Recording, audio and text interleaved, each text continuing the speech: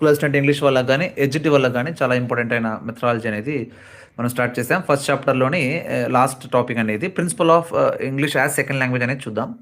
So, ఈ principles తర్వాత మనకు ప్రాబ్లమ్స్ ఆఫ్ టీచింగ్ ఇంగ్లీష్ ఉంటుంది. ఆ తర్వాత సెకండ్ యూనిట్ స్టార్ట్ అవుతుంది. Right? Let's get started. So, principle of English as second language. ఇంతకుముందు క్లాస్‌లో ఏం చూసామంటే చాలా ఇంపార్టెంట్ అయిన ఫ్యాక్టర్స్ అన్ని చూసామండి. సో, హిస్టరీ ఆఫ్ ఇంగ్లీష్ ఏమేమి చూసాం ఒకసారి చూద్దాం. సో, దట్ రివిజన్‌గా ఉంటది మనకు. So, history of English language చూసాం. ఆ తర్వాత మోడర్న్ ఇంగ్లీష్‌లో జరిగినటువంటి ఇంపార్టెంట్ టాపిక్స్ మన అకాడమిక్ బుక్స్‌లో ఉన్నటువంటి బుల్లెట్ పాయింట్స్ అన్నీ ఇక్కడ చూసామండి. రైట్. తర్వాత ఫీచర్స్ ఆఫ్ ఎ లాంగ్వేజ్ చూసాం. ఖచ్చితంగా ఇంపార్టెంట్ అండి. చాలా చాలా ఇంపార్టెంట్ ఫీచర్స్ ఆఫ్ లాంగ్వేజ్‌లో ఒక క్వెషన్ రావడానికి అవకాశం ఖచ్చితంగా ఉంటుంది. ఫస్ట్ ఎక్కడ చాయిస్ అంటే ఈ చాప్టర్‌లో ఫస్ట్ అదే అండి. తర్వాత హిస్టరీ ఆఫ్ ఇంగ్లీష్ లాంగ్వేజ్‌లో ఉంటుంది. తర్వాత కొన్ని ఇంపార్టెంట్ బుల్లెట్ పాయింట్స్ చూసాం. తర్వాత ప్రిన్సిపల్ ఆఫ్ ఇంగ్లీష్ అనేది ఇక్కడ మనం స్టాప్ చేసాం లాస్ట్ క్లాస్‌లో. ఇప్పుడు ఇక్కడ నుంచి స్టార్ట్ అవుతుంది. So English is in India is a second language, and one of the major objectives of learning a second language is to acquire social status. So second language ఎందుకు నేర్చుకోవాలి, అసలు English ఎందుకు నేర్చుకోవాలి అంటే మనం ప్రిన్సిపల్స్ అనేది చెప్తాయండి. Principles అంటే ఏంటంటే యాక్చువల్గా so why do we need to learn or what is the అనేది మనకు చెప్తుంది. సో ఇండియాలో మనకు సెకండ్ లాంగ్వేజ్గా మనం చూస్తాం కదా ఇంగ్లీష్ అనేది. అండ్ మేజర్ ఆబ్జెక్ట్ ఏంటి లెర్నింగ్ చేయడానికి అంటే మనకు టు అక్వైర్ సోషల్ స్టేటస్, మంచి సోషల్ స్టేటస్ పొందడానికి మనం ఇంగ్లీష్ వాడతాం. And learning a language helps us to acquire some of the cultural expressions unconsciously because every language transmits culture. So language transmits dash అని చెప్పి beat రావచ్చండి. Right. అందులో culture transmit చేస్తుంది. ఒక లాంగ్వేజ్ నేర్చుకుంటున్నామంటే మనకు అందులోని కల్చర్ అనేది కూడా మనకు ట్రాన్స్మిట్ చేస్తున్నట్లే అని మనకు తెలుసండి. Right. So language acquisitions through to a natural process that happens effortlessly, whereas learning is a conscious process involving a lot of effort to the part of a learner. ఇక్కడ చూడండి language culture transfer ఎలా చేస్తుందంటే మనకు ఆ language వాడడం వల్ల, for example English వాడడం వల్ల హెల్లో కానీ వాట్సాప్ కానీ హౌ ఆర్ యూ కానీ ఇవన్నీ కానీ షేక్ హ్యాండ్స్ కానీ పెట్టుకొని ఇవన్నీ కూడా మన కల్చర్ని ట్రాన్స్మిట్ చేస్తుంది. అక్విజిషన్స్ అంటే ఏంటి ఇక్కడ అంటే language acquisitions through natural process that happens effortless. మనం ఎఫర్ట్ పెట్టకుండా నేర్చుకుంటే అది అక్విజిషన్ కిందకి వస్తుంది. ఎలా నేర్చుకుంటే ఎఫర్ట్ పెట్టకుండా అంటే ఎక్స్పోజర్ ద్వారా. ఎక్స్పెషల్ లాంగ్వేజ్ గురించి మాట్లాడుతున్నాం ఇక్కడ. ఒక లాంగ్వేజ్ అంటే ఒక మన ఎగ్జాంపుల్ మన హిందీ స్టేట్కి ఎక్కడైనా వెళ్తే ఏదైనా పని మీద, సో అక్కడ మనకు హిందీ రాకపోయినా కూడా ఆ హిందీ వాళ్ళు విని చెప్పి ఒక 4 days అక్కడ ఉన్నామంటే ఏదో 2-3 పదాలు 4 పదాలు వాడైనా మనం కమ్యూనికేట్ చేయగలం. ఆ 2-3-4 పదాలు నేర్చుకుంది కమ్యూనికేట్ చేయగలిగింది ఏంటంటే అక్విజిషన్ అది. రైట్. సో స్కూల్ పోయి నేర్చుకోవాల్సిన అవసరం కాదు. ఇది without going to school exposure ద్వారా కూడా నేర్చుకుంటే అది అక్విజిషన్ కిందకి వస్తుందండి. వెరాజ్ లెర్నింగ్ అనేది కాన్షియస్ ప్రాసెసింగ్, అది having a lot of effort to part of a learner చాలా ఎఫర్ట్ పెట్టి రూల్స్ పెట్టి బుక్ పెట్టుకొని నోట్స్ రాసుకొని నేర్చుకునేది learning. In language acquisition mode, the focus on communication, on conveying the meaning rather than the form. Language అక్విజిషన్లో ఏముంటుందంటే communication జరగాలి చాలా. కన్వేయింగ్ ద మీనింగ్, నువ్వు ఏం చెప్పదలుచుకున్నా వాళ్ళు చెప్పగలగాల, అవతల వాడికి అర్థం కావాలా, పని జరగాలి, అది అక్విజిషన్. ఇంకా దానిలో రూల్స్ ఉండవు. స్ట్రక్చర్ సబ్జెక్ట్ వాడా, వర్బ్ వాడా, సెకండ్ ఫామా థర్డ్ ఫామ్ అనేది కాదు. వర్బ్ వాడేసామా, పని జరిగిందా, అర్థమైందా అతనికి అవతల వ్యక్తికి, అది అక్విజిషన్ అండి. అందులో important. Explicit learning a language in formal atmosphere by mastering the rules of the language may not provide fluency in the language. So explicit learning ద్వారా ఏం జరుగుతుందంట, ఫార్మల్ అట్మాస్ఫియర్ అంటే మన స్కూల్కి పోయి ఒక ఫార్మల్ నేర్చుకుంటే by mastering the rules or the language may not provide fluency అందులో రాదు. ఎక్కువ రూల్స్ నేర్చుకునే ప్రతిసారి రూల్ ఏ సబ్జెక్టా వర్బా సెకండ్ ఫామా థర్డ్ ఫామా ఈ టెన్స్ కరెక్టా కాదా అని ఇలా మన రూల్స్ పెట్టుకుంటూ పోతే ఫ్లూయెన్సీ రాదు. అక్విజిషన్లో ఫ్లూయెన్సీ వస్తుంది. అందుకే మనకు ఫారిన్ కంట్రీస్లో కానీ లేదా ఎక్కడన్నా కానీ మనకు వేరే వాళ్ళు సో అక్విజిషన్ ద్వారా వాళ్ళకి ఎక్కువ ఎక్స్పోజర్ ఉంటుంది కాబట్టి ఇంగ్లీష్ ప్రతి ఒక్కరు ఇంగ్లీష్ మాట్లాడతారు కాబట్టి ఆ ఇంగ్లీష్ భాష వినడం వల్ల డైరెక్ట్ ఫ్లూయెన్సీ వచ్చేస్తుంది. స్కూల్ పోవాల్సిన అవసరం లేకుండానే భాష వచ్చేస్తుంది. మనకు తెలుగు వచ్చేలాగా, ఇంగ్లీష్ అని కాదు ఇక్కడ ఇంగ్లీష్ మాడుతున్నాం కాబట్టి ఇంగ్లీష్ గురించి, తెలుగు మనకి ఎలా అయితే స్కూల్ పోకుండానే తెలుగు ఎలా అయితే మనం నేర్చుకుంటామో ఎక్స్పోజర్ ద్వారా ఫ్యామిలీ అట్మాస్ఫియర్ ద్వారా తెలుగు ఎలా నేర్చుకుంటామో అక్కడ కూడా ఇంగ్లీష్ నేర్చుకుంటాం అనేది నా ఉద్దేశం. So language learning is affected by physical, psychological and social factors. So language learning ki this is not a factor affects the language learning లేదా which is the factor of affecting the language అని bit రావచ్చు. So 3 ఉంటాయి, physical factor, psychological and social. In general physical deficiency can cause problems of good interaction. So physical problem ఉంటాయి, చెవుడు అతనికి పని చేయవు, లేదా ఏదో మెంటల్ రిలేటెడ్ ప్రాబ్లం ఉన్నాడు, అలాంటప్పుడు మనకు అతనికి కాజ్ ప్రాబ్లం గుడ్ ఇంటరాక్షన్ జరగదట, అలా ఫార్మల్ ఇంటరాక్ట్ చేయడానికి అవకాశం లేదు, ఎందుకంటే ఫిజికల్ డిఫిషియన్సీ ఉంది. The improper brain development results poor language development. Physical అన్నా అయిపోయింది, ఫిజికల్ అంటే బాడీలో ఏదైనా ప్రాబ్లం డిఫిషియన్సీ ఉంటాయి. సైకలాజికల్గా అంటే బ్రెయిన్ ఏదైనా ఫంక్షన్ డెవలప్ కాలేదంటే కూడా తనకి లాంగ్వేజ్ అనేది డెవలప్ కాదు, అర్థం కాదు మనం చెప్పేది, ఇది కూడా ఒక ప్రాబ్లం. రైట్. తర్వాత సోషల్ స్టేటస్‌లో ఏముంటాయి సోషల్ ఫ్యాక్టర్స్ అని యాటిట్యూడ్స్ గాని, ఎమోషనల్ సపోర్ట్ గాని, ఇంటెలిజెన్స్ గాని, ప్రెజుడైజ్ గాని, ఓపెన్ మైండ్‌నెస్ గాని or some of the examples of psychological factors affect learning in general and language in particular. Language జనరల్‌గా గాను, ఒక పర్టిక్యులర్‌గా లాంగ్వేజ్ గాను మనకి ఎఫెక్ట్ చేసే ఏంటంటే యాటిట్యూడ్స్ గాని, ఇప్పుడు నేర్చుకునే యాటిట్యూడ్ లేదు. ఇంగ్లీష్ నేర్చుకునే యాటిట్యూడ్ లేనప్పుడు ఇంగ్లీష్ ఎంత వాగినా, ఎంత చెప్పినా దానికి నేర్చుకునే ఇంట్రెస్ట్ లేనప్పుడు భాష ఎక్కదు. అది యాటిట్యూడ్ అంటే. Emotional support. How you are emotionally supporting to learning a language or teaching a language ఈ విధంగా. సో, ఈ విధంగా అవన్నీ కూడా మనకు సపోర్ట్ చేస్తాయి. ఓపెన్ మైండెడ్స్‌గా ఉండాలా, ఇంటెలిజెన్స్ ఉండాలా. ఇంటెలిజెన్స్ ఐక్యూలో చాలా స్లోగా ఉంటే భాష ఎక్కదు. ఓపెన్ మైండ్‌నెస్ లేదు అంటే కూడా ఎక్కదు. ప్రెజుడైజ్ రైట్ డిసప్పాయింట్‌మెంట్ ఏదైనా బ్యాడ్ మూడ్ ఉంటే కూడా కుదరదు. ఇవన్నీ కూడా ఎఫెక్ట్ చేస్తాయంట. సోషలాజికల్ ఫ్యాక్టర్స్ ఏముంటాయంటే like cooperation, peer pressures. Peer అంటే ఆ గ్రూప్ అతని యొక్క ఫ్రెండ్‌షిప్, ఆ group pressure, family relationships, social relations influence the learning language. ఇవన్నీ కూడా లాంగ్వేజ్‌కి మనకు ఇన్‌ఫ్లుయెన్స్ చేస్తాయి. ఏది ఫిజికల్ ముందు ఏది అంటే బాడీలో డెఫిషియన్సీ గాని, బ్రెయిన్ డెవలప్‌మెంట్ గాని అది రైట్. సో, సైకలాజికల్‌లో మనకు కెన్ హావ్ ఎ ప్రాబ్లమ్స్ ఏమంటే ఫిజికల్ డెఫిషియన్సీ అవన్నీ యాటిట్యూడ్స్, ఎమోషనల్ సపోర్ట్, ఇంటెలిజెన్స్ ఇవన్నీ కూడా psychological. సోషలాజికల్‌లో peer pressures, family relations ఇవన్నీ కూడా వస్తాయి. Right. Next problems of teaching, learning language. Problems ఏముంటాయి లాంగ్వేజ్ టీచింగ్‌లో గాని, లెర్నింగ్‌లో గాని ఏది అంటే they are so many factors that affect the language teaching learning process in India. ఇండియాలో చాలా వరకు ప్రాబ్లమ్స్ ఏవేవి ఉంటాయి టీచింగ్ లెర్నింగ్ అంటే చాలా ఉన్నాయంట. అందులో ఏంటి ముందంటే the students in India can be categorized two. So, మన స్టూడెంట్స్ అనేవి 2 రకాలుగా వివరించవచ్చు. ఏ స్టూడెంట్ అయినా కూడా ఇండియాలో స్పెషల్‌గా ఎలా అంటే the one is having a regional language as medium of study for the primary level and the other having English as the medium of study. So, మన అంటారు Telugu medium, English medium students అని. ఇప్పుడు అందరూ ఇంగ్లీష్ మీడియం అనుకోండి. ఈ మధ్య schools అని English mediums వచ్చేస్తున్నాయి. ఇంతకుముందు చదివిన వాళ్ళైతే ఐడియా ఉంటుంది. అప్పుడు తెలుగు మీడియం, ఇంగ్లీష్ మీడియం 2 ఉండేవి. తెలుగులోనే అన్ని భాష ఈవెన్ సోషల్, సైన్స్ అన్నీ కూడా తెలుగులోనే చదివేవాళ్ళు. అప్పుడు తెలుగు మీడియం భాష అంటారు. రీజనల్ లాంగ్వేజ్ ఉంటది అక్కడ.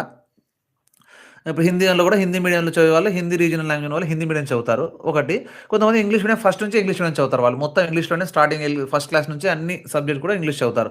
అలా 2 క్యాటగరీస్ ఉన్నప్పుడు ఎఫెక్ట్ ఉంది కదా ఖచ్చితంగా ఆడ. మనకు ఇంగ్లీష్ ఫస్ట్ నుంచి ఇంగ్లీష్ చదివే వాళ్ళకి కొంచెం ఇంగ్లీష్‌లో మంచి లాంగ్వేజ్ ఉంటుంది. కొన్ని వర్డ్స్, కొన్ని వెకాబులరీ గాని, కొన్ని ఆ స్టైల్ గాని వాళ్ళకి కొంచెం ఉంటుంది. తెలుగు మీడియం చదివిన వాళ్ళకి ఇంక 10థ్ వరకు, ఇంటర్ వరకు తెలుగు మీడియం చదివి ఇప్పుడు నేర్చుకోవాలి అంటే వాళ్ళకి కాస్త ఇబ్బందిగానే ఉంటుందన్నమాట. సో, ఈ విధంగా అనమాట. రైట్. సో, నెక్స్ట్ అండి క్రాషన్ పాయింట్ ఆఫ్ వ్యూ. క్రాషన్ అంటే మంచి లాంగ్వేజ్ గురించి చెప్పారు కదా! మన అకాడమిక్ బుక్‌లో కూడా ఉంది. చాలా ఇంపార్టెంట్ ఒక బిట్ కూడా వచ్చింది. లాస్ట్ టైమ్ మనకు టెట్‌లో కూడా వచ్చింది. సో, క్రాషన్ గురించి 5, 6 థియరీస్ ఉంటాయి. అవి నెక్స్ట్ సెకండ్ యూనిట్‌లో వస్తాయి. ఇక్కడ జస్ట్ ఇంట్రొడక్షన్ ఉంది. సో, క్రాషన్ పాయింట్ ఆఫ్ వ్యూ ఏంటంటే language acquisition is more powerful than essential than language learning. Language learning కంటే అక్విజిషన్ అనేది చాలా ఇంపార్టెంట్ అంటారు క్రాషన్.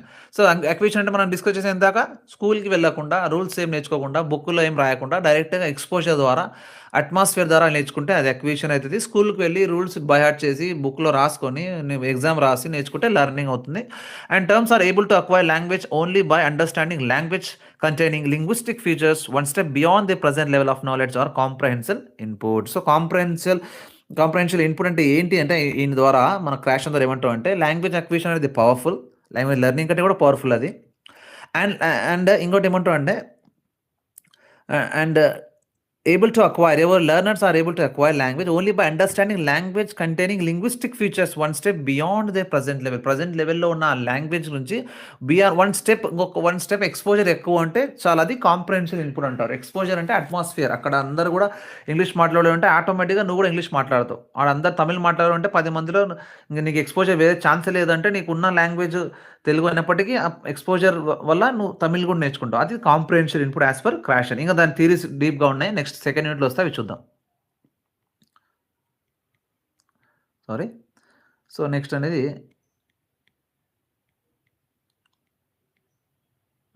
నెక్స్ట్ చూద్దాం. Every child has a innate ability to acquire language and labelled as language acquisition device. LAD అని language acquisition device every child అనేది born with innate ability. Innate అంటే మన పుట్టుక నుంచే ఉందని సైకాలజిస్ట్ చెప్తారన్నమాట ఆయన. రైట్. సో, సైకాలజిస్ట్ ఏమంటారంటే ప్రతి ఒక్కరికి లాంగ్వేజ్ అనేది ఇన్నెట్ ఎబిలిటీ. అది మనం ఏం బయట నుంచి ఎక్స్‌పోజ్ ద్వారా అవసరం లేదు. బయట లోపల నుంచే మనకు ఎబిలిటీ డివైస్ ఉంది అక్కడ. లాడ్ డివైస్ ద్వారా నేర్చుకుంటామని సైకాలజిస్ట్ యొక్క భావన. So, LAD helps acquire knowledge at the child as expose to it. It's not language specific. Language స్పెసిఫిక్‌గా ఒక లాంగ్వేజ్ అని కాదు. Acquire language to that child is exposed to. ఏదైతే ఎక్స్‌పోజర్ ద్వారా మనకు ఏదైతే వస్తుందో అది లాంగ్వేజ్. అది లాడ్ అక్కడ బాగా పనిచేస్తుంది ఎక్స్‌పోజర్ ద్వారా అని దీని యొక్క పాయింట్ యొక్క అర్థం. The child receives all inputs with love and no demands are made on the correction of output. So output important కాదు ఇక్కడ. అవుట్‌పుట్‌లో కరెక్షన్స్ కాదు ఇంపార్టెంట్ ఇక్కడ. చైల్డ్ రిసీవ్స్ ఇన్‌పుట్ అనేది ఎక్కువ. సో, ఇన్‌పుట్ అనేది విత్ లాట్ ఆఫ్ లవ్‌తో చాలా ఇంట్రెస్ట్‌తో ఇన్‌పుట్ పైనంటే మనకు ఆటోమేటిక్‌గా అవుట్‌పుట్ వస్తుంది. అవుట్‌పుట్‌లో కరెక్షన్స్ ఉన్నా కూడా అది రాను రాను తగ్గిపోతుంటాయన్నమాట. So, incorrect responses are encouraged and the lead to state called homeostasis. So, homeostasis అంటే ఏమి ఇన్‌కరెక్ట్ రెస్పాన్స్ ఎంకరేజ్ తప్పు మాట్లాడినప్పటికీ ఎంకరేజ్ చేస్తే పిల్లోడికి గాని, మనం గాని తప్పు స్లోగా that wrong English, fault English, broken English will turn into good English. అంతే కదా! రాను రాను ఆ బ్యాడ్ ఇంగ్లీషే గుడ్ ఇంగ్లీష్‌గా టోస్టెడ్ ఇంగ్లీషే కంప్లీట్ ఇంగ్లీష్‌గా మారిపోతుంది. ఎప్పుడు మనం ఎంకరేజ్ చేయాలి. తప్పు మాట్లాడినప్పటికీ ఎంకరేజ్ చేయాలి పిల్లవాడిని. That is called the state ఏంటి అంటే హోమియోస్టాసిస్ అనేది ఇంపార్టెంట్ పాయింట్ ఇక్కడ. బిట్ కూడా రావచ్చు. The child becomes a linguistic ability at the age of 5. The child is able to express the most of his or her needs. So, child అనేది linguistic అడల్ట్‌గా ఎప్పుడు మారతాడంటే at the age of 5 years వచ్చేటప్పటికి as per psychologist ఏమంటారంటే 5 ఏళ్ళు వచ్చేలోపు పిల్లవానికి అన్ని భాష యొక్క పీక్ స్టేజ్‌కెళ్తాడు. ఇంక అన్ని ఎక్స్‌ప్రెస్ చేయగలుగుతాడు. సెంటెన్సెస్ గాని, వర్డ్స్ గాని తను ఏమనుకుంటున్నాడో ఇవి ఏ భాష అయినా సరే. మనం ఏ భాష ఎక్స్‌పోజర్ ఇస్తే ఆ భాష. తెలుగు ఎక్స్‌పోజర్ ఇస్తే తెలుగు 5 ఇయర్స్‌లో వచ్చేలోపు తెలుగు దుమ్ము లేపేస్తాడు. ఇంగ్లీష్ ఎక్స్‌పోజర్ ఎక్కువ ఇచ్చామంటే 5 ఇయర్స్ లోపు ఇంగ్లీష్ మాట్లాడిస్తాడు. అంటే స్టార్టింగ్‌లోనే ఎక్స్‌పోజర్ అనేది ఇంపార్టెంట్. బీబీసీ రిపోర్ట్ ఒక 2012లో వచ్చింది ఈ రిపోర్ట్. అందులో ఏమంటాడు బీబీసీ అంటే there are more English speakers in India as second language than any other country in the world. ప్రపంచంలోనే ఎక్కడ లేరు ఇంగ్లీష్ మాట్లాడేవారు ఇండియాలో ఉన్నంత as a second language. Important ఇది మాట్లాడేవారని కాదు. మనకు సెకండ్ లాంగ్వేజ్ ఇండియాలో ఆ సెకండ్ లాంగ్వేజ్ మాట్లాడే వాళ్ళలో జనాభా చాలా ఎక్కువ ఇండియాలో. సో, వాళ్ళు ఎక్కువ మాట్లాడేవారు ఇంగ్లీష్. వేరే ఏ కంట్రీలో కూడా ఇంత సెకండ్ లాంగ్వేజ్ మాట్లాడేవాళ్ళు లేరు. ఫస్ట్ లాంగ్వేజ్ ఉండొచ్చు బట్ సెకండ్ లాంగ్వేజ్గా మాట్లాడేవాళ్ళు లేరని బీబీసీ ఒక రిపోర్ట్ 2012లో వచ్చితే ఇంపార్టెంట్ బిట్కు రావచ్చు. మీకు ప్రాబ్లమ్స్ ఏంటి ఇంగ్లీష్ అంటే చూద్దాం. మేజర్ ప్రాబ్లమ్స్ ఏముంటాయి నేర్చుకోవడానికి లేదా నేర్పించడానికి ఇంగ్లీష్ ఏంటి అంటే first include over crowded classes. ఇంకా ఎక్కువ క్లాస్ మన దగ్గర పిల్లలు గుంపులు ఎక్కువ జనాభా కాబట్టి క్లాస్‌లో పిల్లలు ఎక్కువ ఉంటారు ఫస్ట్ ఆఫ్ ఆల్. నెక్స్ట్ ఏముంది అంటే స్కూల్ ఎన్వైర్న్మెంట్ కూడా ఒక ప్రాబ్లమ్. స్కూల్ ఎన్వైర్న్మెంట్ అందరూ స్కూల్‌లో ఇంగ్లీష్ ఎంకరేజ్‌మెంట్ చేసి అందరూ మాట్లాడితే ఇంగ్లీష్ వస్తుంది. ఎంకరేజ్ చేయకుంటే రాదు. ఇన్‌అప్రోప్రియేట్ టీచింగ్ లెర్నింగ్ మెథడ్స్ మంచి మెథడ్స్ లేకుంటే కూడా లేక మంచి ఇన్‌ఫ్రాస్ట్రక్చర్ లేకుంటే ఇప్పుడంటే టీవీలు వచ్చినాయనుకోండి. ఇప్పుడు ప్యానెల్స్ అవన్నీ ఉన్నాయి. అంతకుముందు ఫాల్టీ రీడింగ్ హ్యాబిట్స్ రీడింగ్ హ్యాబిట్స్‌లో ఫాల్టీ కరెక్ట్‌గా లేకుంటే నేర్పించేవాళ్ళు కరెక్ట్‌గా లేకుంటే రీడింగ్ అనేది ఇంపార్టెంట్. రీడింగ్ ద్వారానే మనం నేర్చుకుంటాం చాలా వరకు. Lack of focus on real ప్రాక్టీస్‌లో ఫోకస్ లేని ద్వారా కరెక్టే కదా ఇది. ఇది పిల్లలనే కాదు మన పెద్దవాళ్ళు కూడా గుర్తుపెట్టుకుంటే ప్రాక్టీస్ లేకుండా నేర్చుకుంటాం. ఇంగ్లీష్ అనేది ఒక ప్రాక్టీస్ చేస్తే వచ్చేది. లైక్ సైక్లింగ్ ఎన్నిసార్లు సైకిల్ తొక్కితే ఫాస్ట్‌గా వెళ్ళిపోతాం. ఎన్నిసార్లు కంప్యూటర్ టైప్ బాగా ఎక్కువ సార్లు ప్రాక్టీస్ చేస్తే మనం టైపింగ్ ఎంత స్పీడ్‌గా నేర్చుకుంటాం. అదేవిధంగా ఫిజికల్ యాక్టివిటీ లాగా అంటాను నేను ఇంగ్లీష్. ఎందుకంటే ప్రాక్టీస్ ఎంత చేస్తే అంత ఫ్లూయెన్సీ వచ్చేస్తుందన్నమాట. So, fluency testing procedures faulty testing. So, టెస్టింగ్‌లో కూడా మనం ఎగ్జామ్స్‌లో కూడా ఫాల్ట్ అంతగా కరెక్ట్ లేదనమాట. సో, మనం ఈడ ఇంగ్లీష్ భాషలో మాట్లాడుతున్నాం స్పోకెన్ బట్ ఎగ్జామ్ మనం పెట్టేది రైటింగ్ వచ్చి రూల్స్ ఆ స్టోరీస్ అని దాంట్లో వచ్చి ఎగ్జామ్ పెడతాం. బట్ మనం టెస్ట్ చేసేది ఇక్కడ లాంగ్వేజ్ అస్సలు మ్యాచ్ కదా ఇదే అని important factors that all problems అనమాట ఇవన్నీ. ఇంకో మేజర్ ప్రాబ్లమ్ ఏంటంటే ఇంగ్లీష్‌కి చూడండి there is no 1-to-1 correspondence between the English spelling and pronunciation. So, స్పెల్లింగ్‌కి ప్రొనౌన్సియేషన్ 1-to-1 అంటే సేమ్ అని కాదు. సేమ్ లేదు అని దాని యొక్క ఉద్దేశ్యం. ఇప్పుడు స్పెల్లింగ్ సేమ్ ప్రొనౌన్సియేషన్ సేమ్ ఉండదు చాలా వరకు. ఇప్పుడు వాక్ అనే స్పెల్లింగ్ ఉంది WALK వాల్క్ అనాలి యాక్చువల్‌గా. కానీ ఎల్ సైలెంట్ ఎందుకుంది? వాక్ అంటున్నాం మళ్ళీ ఎందుకు పెట్టాలి ఎల్ అక్కడ? ఎల్ తీసేస్తే అయిపోయింది. WAK వాక్ రాయొచ్చు కదా! That is what beauty of English. So, ఇంగ్లీష్‌లో ప్రొనౌన్సియేషన్‌కి, స్పెల్లింగ్‌కి మ్యాచ్ ఉండదు. అన్ని సందర్భాలు కాదు. అన్ని సందర్భాలు ఉంటుంది. కొన్ని సందర్భాల్లో కొన్ని రేర్ కేసులు నేను చెప్తున్నాను. అక్కడ మన సైలెంట్ లెటర్స్ గాని, ఇంకా వేరే చోట గాని స్పెల్లింగ్‌కి, ప్రొనౌన్సియేషన్‌కి చాలా డిఫరెన్స్ ఉంటుంది. అందుకే ఇంగ్లీష్‌కి కొంచెం డిఫరెంట్ లాంగ్వేజ్ అనుకోవచ్చు. English language uses stress at the word level and the sentence level. Sentence లెవెల్‌లోను, వర్డ్ లెవెల్‌లో స్ట్రెస్ ఉంటుంది. ఇంగ్లీష్ లాంగ్వేజ్ ఫాలో చేసేది ఏదంటే స్ట్రెస్ ఉంటుంది. ప్రతి ఒక్క వర్డ్‌లో హై స్ట్రెస్, కొన్ని చోట్ల తక్కువ స్ట్రెస్. ఎక్కువ స్ట్రెస్ ఉన్నదాన్ని స్ట్రెస్సర్ అంటాం. తక్కువ ఉంటే అన్‌స్ట్రెస్డ్ కొంచెం వీక్‌గా మాట్లాడేదాన్ని. స్ట్రాంగ్‌గా మాట్లాడేదాన్ని స్ట్రెస్. ప్రతి ఒక్కటి స్ట్రెస్‌తోనే ఉంటుంది. మన ఇంగ్లీష్ స్ట్రెస్‌తో మాట్లాడితే అతడికి మనం గ్రేట్ అనుకోవచ్చు right. English has a stress time rhythm while most Indian language are syllabic time rhythms. Telugu కానీ, హిందీ కానీ ఇంకే లాంగ్వేజ్ కూడా సిలబిక్ టైంలో ఉంటే ఇంగ్లీష్ మాత్రం స్ట్రెస్డ్ సిలబస్‌తో ఉంటుంది. సో, గుర్తుపెట్టుకోవాలి. In English the time taken to read a sentence depends upon the number of stressed syllables in it and not on the actual number of syllables. So, ఒక sentence చదవడానికి ఎంత time పడుతుంది అని మనం మాట్లాడితే అది డిపెండ్స్ ఆన్ స్ట్రెస్ సిలబల్. ఒక సెంటెన్స్‌లో ఒక 10 స్ట్రెస్ సిలబల్ ఉంటే ఇంకో సెంటెన్స్ 20 స్ట్రెస్ సిలబల్ ఉంటే ఆ సెకండ్ సెంటెన్స్‌లోకి ఎక్కువ టైం పడుతుంది. అంతేగాని లెంత్‌ని బట్టి ఉండదంట. ఇక్కడ వర్క్స్‌ని బట్టి కాదు, సిలబల్‌ని బట్టి మనం ఉంటుంది. ఒకసారి బిట్ కూడా అడిగానండి ప్రీవియస్‌లో. చాలా బిట్ ఎలాంటి బిట్ అంటే, ఒక సెంటెన్స్ ఇచ్చాడు. ఐ యామ్ ప్లేయింగ్ సంథింగ్ అని. దాంట్లో ఇంకో సెంటెన్స్ రెండిచ్చి, ఏ సెంటెన్స్ మనం చదవడానికి ఫాస్ట్‌గా కంప్లీట్ చేస్తామని ఇచ్చాడండి. ఏ సెంటెన్స్ మనం ఫాస్ట్‌గా కంప్లీట్ చేయగలం చదివి. రీడింగ్ ఫాస్ట్‌గా అవుతుందంటే, వండర్ నేను ఫస్ట్ టైమ్ చూసినప్పుడు మనం ఫాస్ట్‌గా ఎలా చదువుతాం అబ్బా! ఒక్కొక్క స్టైల్‌లో ఒకలా ఉంటుంది కదా! కొందరు స్లో చదువుతారు, కొందరు ఫాస్ట్ చదువుతారు. ఎలా చెప్పగలం? కొలమానం చేయలేం కదా సెకండ్స్‌ని అని అనుకున్నాను. బట్ యాక్చువల్‌గా చెప్పిందేమంటే, స్ట్రెస్‌ని బట్టి ఆ సెంటెన్స్‌లో మూడో, నాలుగో స్ట్రెస్ సిలబల్స్ ఉంటాయి. దాన్ని బట్టి అది ఎక్కువ టైం పడుతుంది. తక్కువ టైం పడుతుంది మనం చెప్పగలమాట. సో, ఇది problems of teaching English are learning English. Problems అంటే మేజర్. ఇవి ఇంకా కొన్ని ఉంటాయి. అవన్నీ కూడా మనం నెక్స్ట్